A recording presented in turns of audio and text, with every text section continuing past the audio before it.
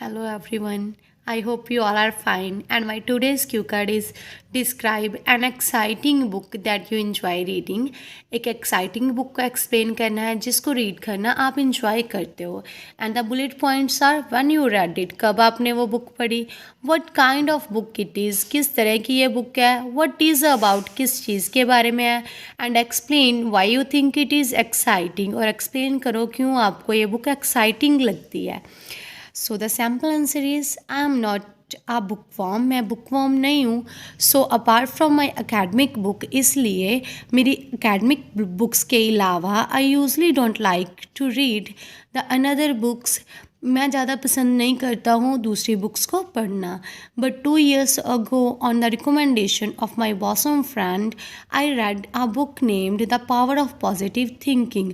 मगर 2 साल पहले मैंने मेरे क्लोज़ फ्रेंड के सुजेशन पर मैंने एक बुक पढ़ी जिसका नेम था the power of positive thinking. It is my all time favourite book. ये मेरी हर टाइम की फेवरेट बुक है. Actually at that time I was feeling down in the dumps. It is an idiom which means feeling extremely sad due to not winning the painting competition. Actually उस time पर मुझे काफ़ी ज़्यादा sad feel हो रहा था क्योंकि मैंने पेंटिंग कंपटीशन नहीं जीता था. After seeing my situation my friend gifted me this book. मेरी सिचुएशन को देखकर मेरे फ्रेंड ने मुझको ये बुक जो गिफ्ट की. It is written by American minister Norman Vincent Peale. जे एक अमेरिकन मिनिस्टर जिसका नेम है नॉर्मन विंसेंट पील, उसके द्वारा लिखी गई है. I have given the answer of the first Q when you read it almost 2 years ago. And now I am going to give the answer of the second bullet point. What kind of book it is? किस तरह की ये book है? It is a motivational book. ये motivational book है that provides the knowledge for mastering the problems of our everyday life. जो कि knowledge देती है कि कैसे ओवरकम करना है हमारी डेली रूटीन वाली लाइफ में जो प्रॉब्लम्स आती है उसको.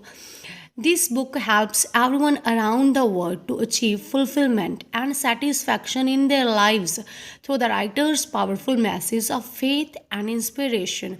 राइटर जो पावरफुल मैसेज दे रहा है फेथ और इंस्पिरेशन वाला, उसके द्वारा ये बुक हेल्प करती है हर एक की कि कैसे उन्होंने अपनी लाइफ में फुलफिलमेंट और सेटिस्फैक्शन को अचीव करना है. The sole objective of the book is to guide the readers how to live happily and achieve their goals. Only objective जो है इस बुक का यही है कि कैसे इसके रीडर्स को हाउ टू लिव हैप्पीली, कैसे इसके रीडर्स को गाइड करना है कि कैसे हैप्पीली और अपने गोल्स को अचीव करना है, कैसे खुशी के साथ रहना है. सेकेंड क्यू का आंसर भी क्लियर हो गया कि what kind of book it is. किस तरह की बुक है? मोटिवेशनल बुक है जो नॉलेज देती है कैसे प्रॉब्लम्स को सॉल्व करना है, कैसे सेटिस्फैक्शन लेकर आनी है, कैसे गाइड करती है रीडर्स को क्या हैप्पीली रहना है.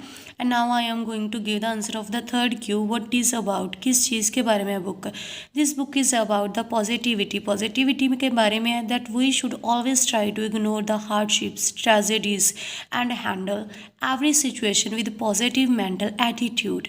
कि हमको हर टाइम ही इग्नोर करना चाहिए मुसीबतें मुश्किलें जो भी हमारे रास्ते में आती है और हर एक सिचुएशन को पॉजिटिव मेंटल एटीट्यूड के साथ फेस करना चाहिए.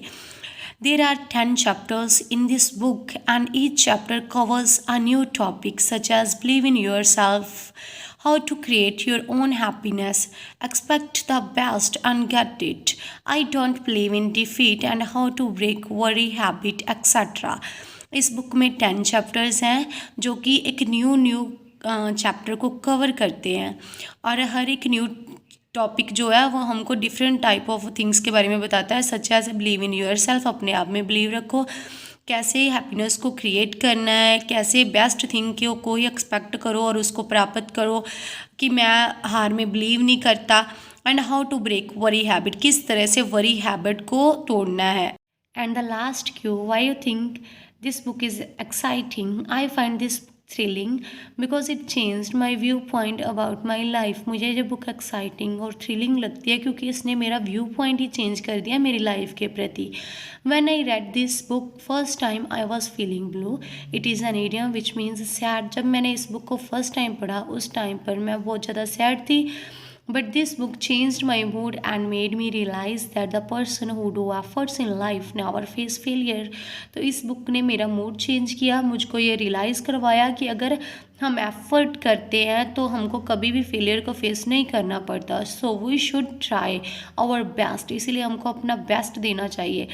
Nowadays, whenever I am in dilemma, I read this book and it always helps me to do the right choice. अब जब भी मैं कभी कभी दुचित्ती में या परेशानी में होती हूँ तो मैं इस बुक को पढ़ती हूँ और ये हमेशा मुझको राइट चॉइस ही शो करती है. So this book every time teach me something new when ever I go through it. जब भी मैं इसको गो थ्रू होती हूँ इस बुक के, उसी टाइम पर ये मुझको समथिंग न्यू ही सिखाती है. दस I always enjoy reading this book. इसी तरह मैं इस एक्साइटिंग बुक को हर टाइम पढ़कर इंजॉय ही करती हूँ.